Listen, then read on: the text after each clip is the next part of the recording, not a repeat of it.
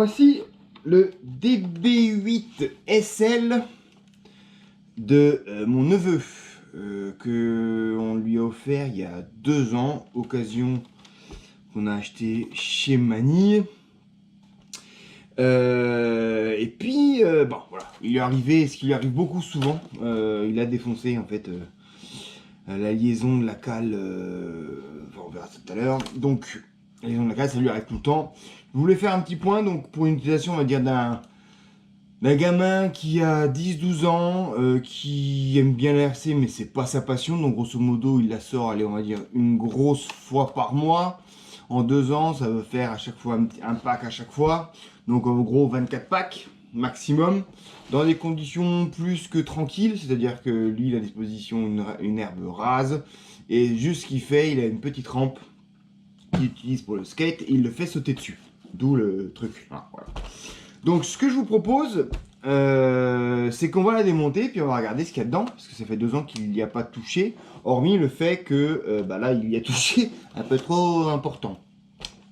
Donc là le choc, a priori, donc ça c'est vraiment une niveau, j'y ai pas touché, il me l'a donné comme ça, il dit tonton tu te démerdes. Voilà. Donc du coup, bah, c'est typique d'un ado qui, voilà, qui en prend soin, mais pas non plus à la démonter tous les jours. Donc elle est sale, mais on va la démonter entièrement et on va faire l'autoscopie des donc 24 packs pour voir ce qu'elle a dans le ventre. Alors déjà, bon, le choc a eu lieu, on peut voir qu'il y a une tige d'amorto qui est un peu tordu, qu'il y a le système hyper pénible, et ça franchement, les mecs qui ont pensé ça, même si c'est à Toulouse, ils vont prendre trop de cassoulet, c'est que dans l'axe en fait, pour soutenir ici, tu as des cales, et chaque fois que, et ça arrive souvent, parce que ces cales sont en plastoc. Bonjour toi. Il est pas là, allez hop, zou. Mais je t'accepte. Non, allez, dépêche-toi, dépêche-toi. Non. Mais pourquoi? Simon, c'est non, t'en as déjà eu 14 000 des jeux. Non. Mais là, c'est stop. Faut les supprimer. M'en fous. Donc, je reprends. Donc, du coup, donc c'est foutu comment? Parce qu'en fait, du coup, on le casse quand même très très régulièrement. Donc, tu as un tout petit pin de triangle qui doit être du 2,5 voire du 3, soutenu dans des des petits embouts comme ça qui viennent se mettre dans la cale. Forcément, quand il y a un truc qui casse, bah, tu perds l'axe et l'embout. Et du coup, tu le perds souvent. Donc, on va tout démonter, on va faire l'autoscopie et puis on se retrouve tout de suite après pour une utilisation, encore une fois, hyper cool, dans le sable, quelques petits sauts, un peu de cruising. Et on va voir un peu ce que ça dit après 3 ans d'utilisation. Allez, à plus. Allez, du coup, tout est démonté. Et on peut faire un peu le bilan vite fait avant nettoyage, remontage, échangeage des petites pièces, s'il le faut. Alors, globalement, la transmission. Donc ça, on est dans le train arrière. Elle n'a pas plus souffert que ça. Aussi bien les noix de sortie que les cardans. Ils sont matés, clairement. Il y a une petite trace, clairement. Maintenant, voilà, au bout de 30 packs, cool, encore une fois, je répète, en 2S, important. Il n'y a pas trop de soucis à noter. On va recaler peut-être un peu le diff, parce qu'il y avait un peu de jeu. Notamment ici, il faut juste peut-être un petit peu resserrer, voilà. Le pignon d'attaque et le pignon de couronne, pareil. Pas de traces d'usure précoce ou de choses comme ça. Le train arrière, bah, tout le monde va bien. Les amortos ne fuient pas, sont encore réglés comme je les avais fait. Donc là-dessus, pas de soucis. Partie centrale. Cette petite bête a quand même un disque central, ce qui est quand même assez commence à devenir rare dans ces gammes de prix là, même si c'est pas donné. Donc le disque central, tout va bien. Les roulements double Z partout, s'il n'y a que des roulements double Z.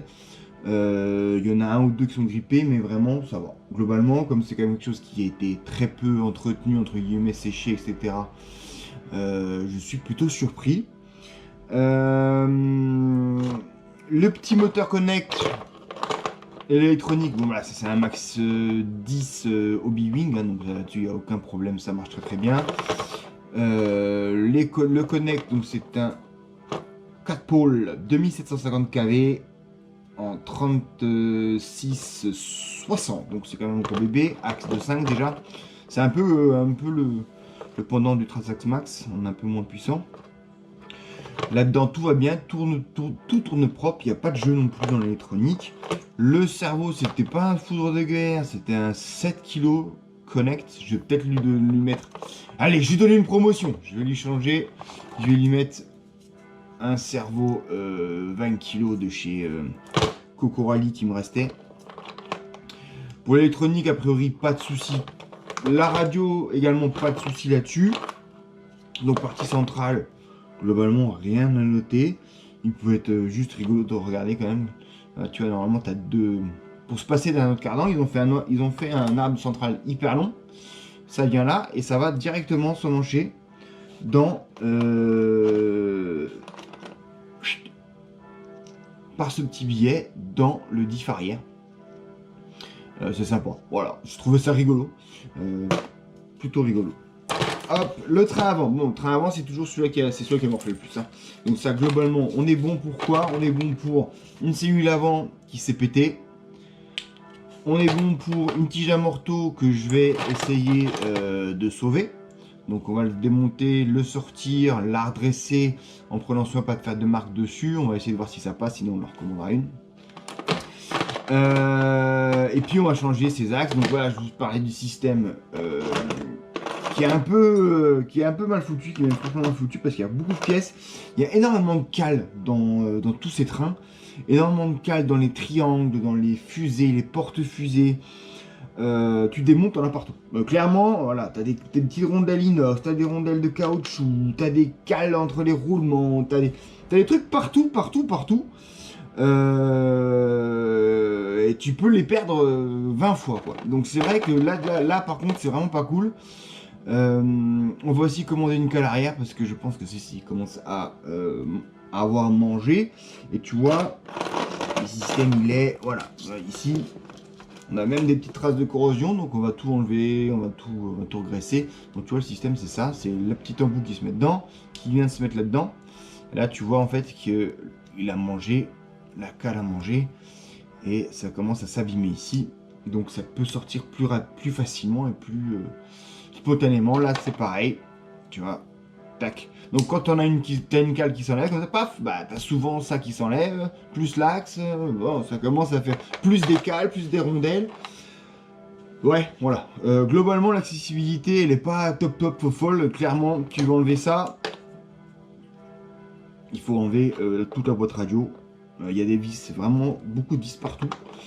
On est vraiment sur une mécanique d'un dixième rallongé, hein, ça, il n'y a pas de miracle. Le châssis, comme dit, oh, l'a plutôt bien survécu, mais encore une fois, il a vu beaucoup d'herbe, pas mal d'herbe. Donc, pas de raison qu'il s'abîme, il n'a pas vu de gravière, etc. Un bon châssis bien rigide, ça on peut pas nier. Donc, on va nettoyer tout ça, on va remonter, on va commander, et puis je vous présente tout ça quand c'est tout remis à neuf. Quand c'est joli, pour lui redonner. Voilà, allez à toutes. Et voilà, le DB8 SL de mon Juju, il est révisé et complété. Donc, on a changé la tige d'amorto. On a changé la cellule avant qui était fendillée. On a changé les cales avant, ce qui avait pris du jeu dans ce fameux système de... qui est vraiment pas très bien pensé. En tout cas, pour les gens qui aiment tripoter, leur RC, en tout honneur, bien sûr. Parce que honnêtement, c'est tout sauf une RC facile à entretenir. Tout est compliqué en fait, tout est compliqué, tout est pénible en fait. Si t'as pas une visseuse dévisseuse, tu passes l'après-midi à démonter du diff, quoi. Il faut tout enlever, il faut enlever le renfort, il faut enlever le 6 vis, il faut enlever 6 vis là, tout est compliqué, il faut tout assembler dans un ordre bien spécifique parce que sinon, ah mince, je peux pas passer les sangles, ah mince là, je peux pas visser parce qu'il y a le truc ici. Ouah, honnêtement, j'ai pris aucun plaisir à travailler sur cette voiture. C'est pas parce qu'elle me plaît pas, hein, elle est jolie en plus. Hein. Mais honnêtement, ouais, il y a des cales de partout, ça j'ai déjà dit. Il y a des cales derrière, voilà, il y a des cales ici, sur l'étrier, sur les axes. Devant, il y en a aussi devant, mais il n'y en a plus sur les fusées, sur les chapes avant. Bon, on sait pas pourquoi, c'est comme ça. La boîte ici, on dirait qu'elle a été mise là par hasard. On sait pas bien pourquoi non plus. C'est une voiture. Après démontage, c'est une caisse qui me donne l'impression d'un assemblage de foutras de divers modèles qu'ils avaient en stock ou leur fournisseur de modèles avait en stock. Et ils ont adapté le truc pour en faire un truc pas trop cher. Voilà. Ouais, bref, ça m'a. Voilà, 2S, promenade, petit saut en longueur. Pas plus. Ceux qui vous disent que c'est fait pour bâcher, c'est complètement. Enfin, en tout cas, on n'a pas la même notion de bâcher, en tout cas. Parce que c'est pas vrai, tu peux pas. Il y a des pauvres axes de 3 mm dans les triangles.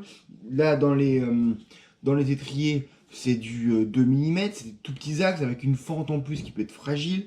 Les allées sont pas super bonne qualité. La transmission pour l'instant, bah écoutez, comme je le dis, dans l'utilisation qu'ils ont fait, ça reste super.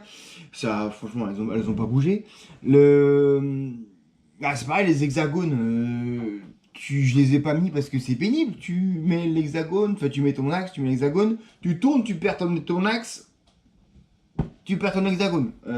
Cette voiture, tu prends un crash, tu démontes ta roue, tu trouves plus ton hexagone, ou tu trouves plus ton axe. C'est un truc de malade.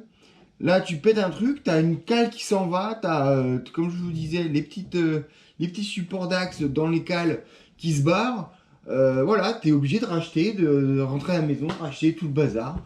Ouais, je pense que c'est pas forcément une voiture super facile à vivre. Voilà, comment je le pense.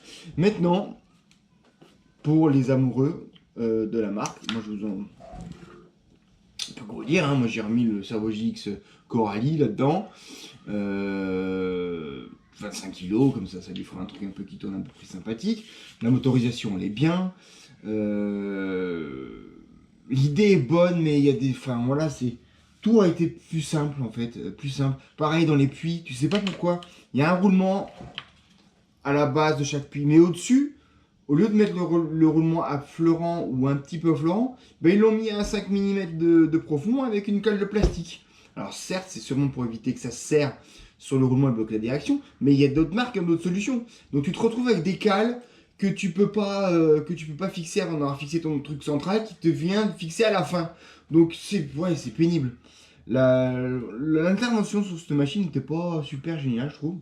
Voilà, après, comme je dis, pour l'utilisation de mon Juju, ça suffira bien. Et puis les amortisseurs Obitech sont très bien, mais ils défoncent les membranes. Encore une fois, tu vas à fond, l'écrou qui est dans la rondelle vient défoncer la membrane. Et puis là, le dernier truc, donc je vais pas encore le renvoyer, c'est, on vous le dit souvent, avec les hexagones de roues, vérifiez. Il y a souvent des choses qui viennent se loger entre l'hexagone et le roulement. Et quand ça met trop de pression sur le roulement, bah, ça éclate le roulement. Donc là, je suis bon pour, j'avais vu pas tout de suite, je suis bon pour recommander quelques petits roulements. Et puis voilà.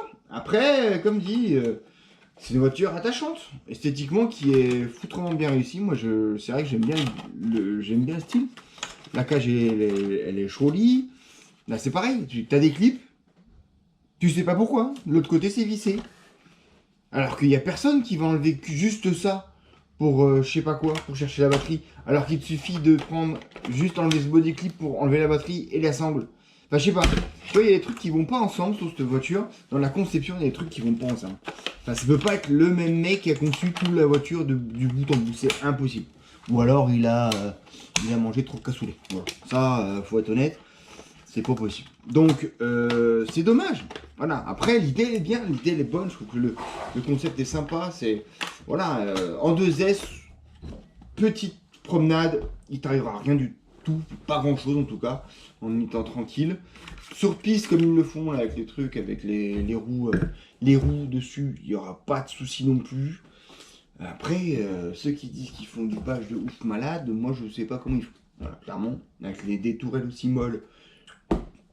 Et c'est tout, c'est d'un dixième rallongé, avec des tout petits roulements de roues, des tout petits roulements de différentiel, avec des tout petits différentiels, des petits pignons de différentiel. Tu peux pas le dire que c'est endurant, c'est pas possible. Ou alors les autres qui font des 1/8 avec des vrais roulements, bah c'est des cons en fait. Voilà. Donc faire attention. Moi je suis assez fan parce que je la trouve très très belle, faut être honnête.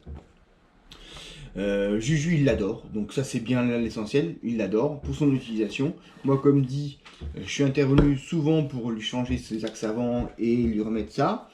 Ça coûte 5-10 € dans une utilisation d'un petit bonhomme qui fait ça de temps en temps pour s'amuser. Voilà. Après ça coûte 369 €. Aussi cher qu'un rival. Voilà. Et le rival je pense est quand même autrement mieux foutu partout. Et à une capacité de franchissement, après ça n'a pas la même gueule. Mais ça a aussi 3 diffs, comme ici. C'est un des concurrents directs. Mais 370 balles, t'as un rival, 2S. Ici ça peut jusqu'à 3S. Le rival aussi 3S. Mais voilà, c'est un concurrent direct. Chacun choisit ce qu'il veut. Voilà. Mais bon, en tout cas, je l'ai remis en ordre. J'attends le petit roulement. Et je lui redonne à mon juge. Allez, à plus!